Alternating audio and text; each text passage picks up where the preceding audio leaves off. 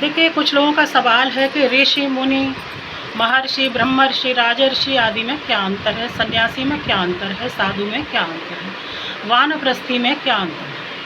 तो देखिए, ऋषि या महर्षि ये वन में तपस्या करने वाले, आश्रम आदि में रहकर शिक्षा करने वाले तपस्वी होते थे, जो वेदों के भी मंत्र दृष्टा हैं, वेद पुराण आदि लिखने वाले हैं, उनको ऋषि या महर्षि कहते हैं। ब्रह्मर्षि जो ब्रह्मा के पुत्र हैं, जैसे वशिष्ठ जी, अत्रि ऋषि, गौतम ऋषि, पुलस्त्य ऋषि, अंगिरा ऋषि, क्रतु ऋषि, ये जितने भी ऋषि हैं, मरीच ऋषि, ये सब ब्रह्मा जी के पुत्र हैं।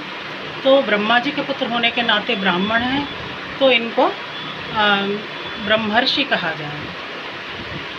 अब देवर्षि आते हैं। देवर्षि जो हैं वो देवताओं के ऋषि, तो वे नारद हैं। हालांकि वे भी ब्रह्मा जी की ही संतान हैं, लेकिन वे देवताओं के लोक में रहते हैं, इसलिए वे होते हैं देवर्षि।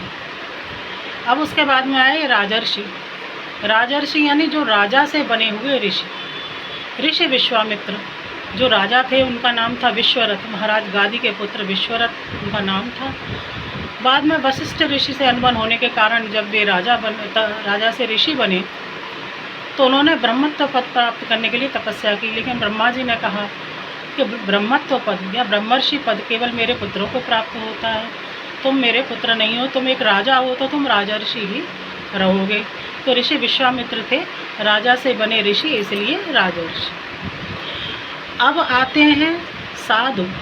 साधु वो व्यक्ति होता है जो चाहे गृहस्थी में रहे, चाहे वन में रहे, चाहे कहीं भी रहे, लेकिन ऐसे अच्छे नियमों का पालन करे जिससे समाज में उदाहरण फैले, और वो मोह माया ममता से दूर रह करके भी सदगृहस्थी भी हो सकता है या वो वानप्रस्थी भी हो सकता है, तो उनको कहते हैं साधु। जैसे महाराजा सीरध्वज जनक जो सीता जी के पिता थे, वे साधु थे, सदगृहस्थ साधु थे। एक होते हैं मुनि।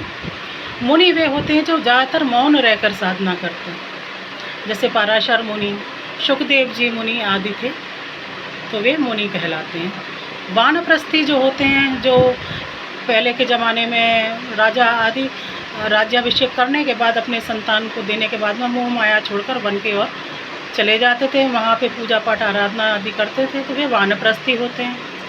अंत में, जीवन के अंत में मुक्ति पाने के लिए जब घोर वन में चले जाते हैं, सब कुछ छोड़कर, सारी मोह माया छोड़कर अपने अंत की ओर लक्ष्य करके प्रभु की आराधना करते हैं, वे कहलाते हैं सन्यासी।